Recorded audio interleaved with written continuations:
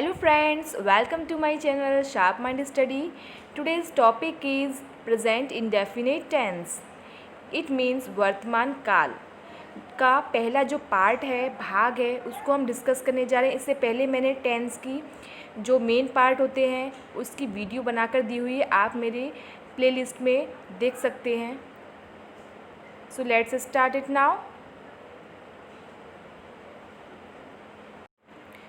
Friends, present indefinite को समझते हैं। सबसे पहले present indefinite tense, Hindi to English, इसकी पहचान क्या होती है, इसकी रिकॉग्नाइजेशन क्या होते हैं। प्रेजेंट इंडेफिनिट टेंस को सिंपल प्रेजेंट भी कहा जाता है।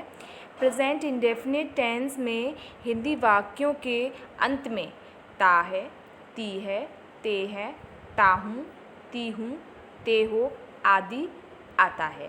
फ्रेंड्स, इसकी हिंदी की पहचान ये जो दी हुई है ये बहुत ही इजी वे में आपको बताती है कि ये वर्तमान काल का अनिश्चित काल है। It means present indefinite tense है। जिस वाक्य के अंत में ता है, ती है, ते है, ता हूँ, ते हो इत्यादि आते हैं वही प्रेजेंट इंडेफिनिट कहलाता है। सबसे पहले हम अफर्मेटिव के रूल्स को, जो कि जिसे हम हिंदी में बोलते हैं सकारात्मक। सबसे पहले सब्जेक्ट लिखते हैं, इसके बाद वर्ब की फर्स्ट फॉर्म लिखते हैं, इसके बाद ऑब्जेक्ट, इसके बाद अगर सेंटेंस में कोई और वर्ड हो तो उसे लिखते हैं। अगर सब्जेक्ट एक वचन है यानी कि सिंगुलर नंबर हो तो वर्ब की फर्स्ट फॉर्म में एस या ई एस जोड़कर लिखते हैं। ये बहुत ही इम्पॉर्टेंट चीज़ है। जब अफर्मेटिव सेंटेंस में वर्ब की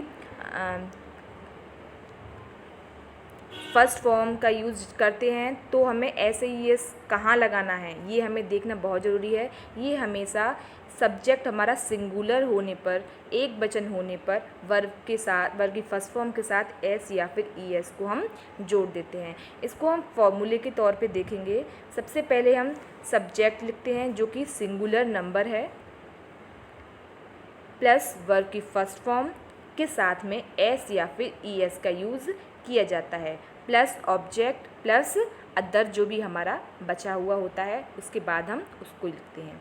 अब इसी के साथ आगे सब्जेक्ट अगर प्लूरल होता है यानी कि बहुवचन होता है, एक से अधिक होता है, तो हम उसमें क्या करते हैं, तो हमारा फॉर्मूला इस तरह से चलता है। सबसे पहले सब्जेक्ट प्लस वर्ब की फर्स्ट फॉर्म, इसके साथ हम एस से ई एस का यूज़ नहीं करते, ये सीधे सीधे केवल वर्ब की फर्स्ट फॉर्म ही आती है।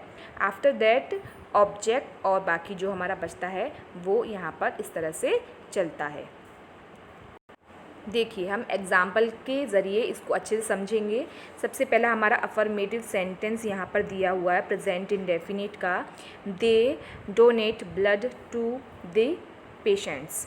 दे अपने आप में प्लूरल वर्ड है और सब्जेक्ट जिसे हम कह सकते हैं ये प्लूरल नंबर है। आफ्टर दैट यहाँ पर डोनेट वर्ब है और वर्ब की फर्स्ट फॉर्म यहाँ पर यूज़ की गई है। बिकॉज ये प्लूरल है तो इसके साथ एस ई एस नहीं लगाया गया है। फिर उसके बाद ऑब्जेक्ट का यूज़ किया गया है। इस तरह से हमारा सेंटेंस कैसे बनेगा, सब्जेक्ट की फर्स्ट फॉर्म ऑब्जेक्ट, ये हमारा प्लूरल बन गया। इसके बाद सेकंड भी इसी तरह से, the police man catches the thief. ये सिंगुलर का एग्जाम्पल दिया हुआ है। द पुलिस मैन सब्जेक्ट हो गया, कैचेस यानी कि वर्ब की फर्स्ट फॉर्म के साथ में एस या फिर ई एस का यूज़ हम यहाँ पर कर रहे हैं। ऑब्जेक्ट बाकी जो बच गया वो ऑब्जेक्ट हो गया। और भी एग्जाम्पल हम आगे इसके देख रहे हैं इस तरह से। The Mayawati contests election every year. The star shine in the sky. Some boys take bath in the river. A girl sells the baskets. ये अफर्मेटिव के एग्जाम्पल हैं हमारे प्रेजेंट इंडेफिनिट में। हमारा सेंटेंस अगर नेगेटिव है तो हम उसमें क्या करते हैं, आगे ये देखते हैं। प्रेजेंट इंडेफिनिट टेंस में नेगेटिव वाक्यों का अनुवाद करते समय नहीं के लिए डज नॉट या डू नॉट का प्रयोग सब्जेक्ट के अकॉर्डिंग करते हैं। फॉर्मूला बेसिस पे अगर हम समझें तो सब्जेक्ट ये सिंगुलर के लिए क्या किया जाता है, डज़ नॉट का यूज़ हम करते हैं। डज़ का ऑलवेज़ ही हम यूज़ सिंगुलर के लिए करते हैं, ये हमारा विशेष है यहाँ पर समझने के लिए। और प्लस वर्ब की फर्स्ट फॉर्म यहाँ पर लगती है। यहाँ पर ऐसे ही इसका कोई भी ऐसा इशू नहीं होता है, वो केवल अफर्मेटिव में ही होता है। प्लस ऑब्जेक्ट और प्लस अदर जो बाकी हमारा बच जाता है। अगर हमारा सेंटेंस प्लूरल है तो सब्जेक्ट प्लूरल है तो subject plural number plus do not ये हमारा प्लूरल में चलता है, डू नॉट प्लस वर्ब की फर्स्ट फॉर्म प्लस ऑब्जेक्ट। इसके एग्जाम्पल से हम इसको अच्छे से समझेंगे। The prime minister does not deliver speech on the stage, ये सिंगुलर सब्जेक्ट है हमारा, ये हमारी वर्ब की सिंगुलर हेल्पिंग वर्ब है, singular helping verb does not. इसके बाद हमारा ये वर्ब है और अदर जो हमारा बच जाता है। He does not take bath every day, these boys do not play on the road, ये जो है ये हमारा प्लूरल फॉर्मूला है। प्लूरल सब्जेक्ट अगर हमारा होता है तो ये प्लूरल है, दीज बॉयज़ सब्जेक्ट। अब ये हमारी हेल्पिंग वर्ब डू नॉट का यूज़ किया जाएगा प्लूरल होने पर, ये हमारी हेल्पिंग वर्ब हो गई। प्ले हमारा वर्ब हो गया और बाकी जो बचा वो अदर हो गया। Radha does not learn her lesson, my brother does not have credit card, my friends do not write letter to me. इसके बाद हमारा जो इंटरोगेटिव है यानी कि प्रश्नवाचक जो वाक्य होते हैं प्रेजेंट इंडेफिनिट टेंस में, उसको कैसे किया जाता है। तो प्रेजेंट इंडेफिनिट टेंस हो या कोई और टेंस, जब हिंदी वाक्य के शुरू में क्या हो तो अंग्रेजी में ट्रांसलेट करते समय क्या के लिए व्हाट का यूज़ नहीं करते, व्हाट नहीं लिखते हैं, बल्कि उस टेंस की हेल्पिंग वर्ब का यूज़ हम करते हैं। फॉर्मूले के ज़रिए हम इसको अच्छे से समझते हैं फ्रेंड्स। फॉर्मूला है हमारा, सबसे पहले हमारा सिंगुलर सब्जेक्ट होने पर क्या किया जाता है, सिंगुलर सब्जेक्ट होने पर, और सबसे पहले क्या लिखा जाए, क्या वर्ड का अगर इस तरह से क्या से शुरुआत होती है एक सेंटेंस में तो does helping verb plus subject, singular है हमारा सब्जेक्ट, प्लस वर्ब की फर्स्ट फॉर्म प्लस ऑब्जेक्ट का यूज़ हम करते हैं। अगर हमारा प्लूरल है हमारा सेंटेंस और सब्जेक्ट हमारा प्लूरल है तो डू का यूज़ हम करते हैं। हेल्पिंग वर्ब सबसे पहले आ जाती है, plus subject plural number plus object plus verb की फर्स्ट फॉर्म देन ऑब्जेक्ट हमारा रहता है। इस तरह से हम इसका यूज़ करते हैं जब वाक्य की शुरुआत में क्या लिखा हुआ होता है प्रश्नवाचक में। इसके एग्जाम्पल इस तरह से चलेंगे। Does the cold wind blow in the blaze, does ये हमारा सिंगुलर की हेल्पिंग वर्ब हो गई। इसके बाद हमारा ये कोल्ड विंड, ये पूरा कोल्ड विंड जो है ये हमारा सब्जेक्ट हो गया, ब्लो वर्ब हो गया, इन द ब्लेज ऑब्जेक्ट हो गया। Do you go to Delhi every day, does Mukesh sing sweet song, do the students make a noise in the class, do the birds fly in the sky.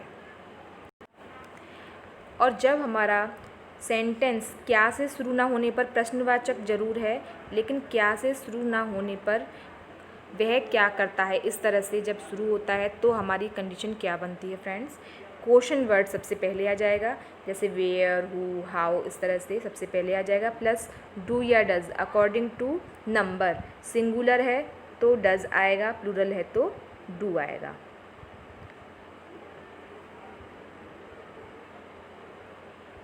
Plus subject plus verb की first form plus object, इस तरह से चलेगी। Example देखते हैं। Where do you live, तुम कहाँ रहते हो, तो देखिए हो लास्ट में आया ना, ये हमारी प्रेजेंट इंडेफिनिट की पहचान हो गई। Who teaches you, how do you finish your homework, which film do you watch at night, when do these boys go to school, why do the monkeys climb on the tree. तो सब देखिए, ये हमारा सबसे पहले question word हो गया, इसके बाद में हेल्पिंग वर्ब है हमारी, सब्जेक्ट, वर्ब की फर्स्ट फॉर्म, ऑब्जेक्ट। ये सारा कुछ हमारा फॉर्मूला इस तरह से यहाँ पर चलता है, ये हमें अच्छे से समझना चाहिए। अगर हमारा इंटरोगेटिव सेंटेंस नेगेटिव दिया हुआ है तो हम क्या करते हैं, जब इंटरोगेटिव वाक्य में नॉट भी आ रहा हो तो वाक्यों को इंटरोगेटिव नेगेटिव सेंटेंसेस कहते हैं। इसको हम एग्जाम्पल के ज़रिए समझेंगे। सबसे पहला हमारा सेंटेंस है, does Radha not sing a sweet song. Does Radha not sing a sweet song. तो ये देखिए, ये सिंगुलर हेल्पिंग वर्ब से स्टार्ट है हमारा। राधा सब्जेक्ट है, नॉट यहाँ पर दिया हुआ है, सिंग वर्ब, ये बाकी हमारा ऑब्जेक्ट। इस तरह से ये चलेगा हमारा पूरा। Why do you not go to daily now, why do the student not respect to their teacher, do the stars not shine in the sky, does he not study English, whom do you not want to teach।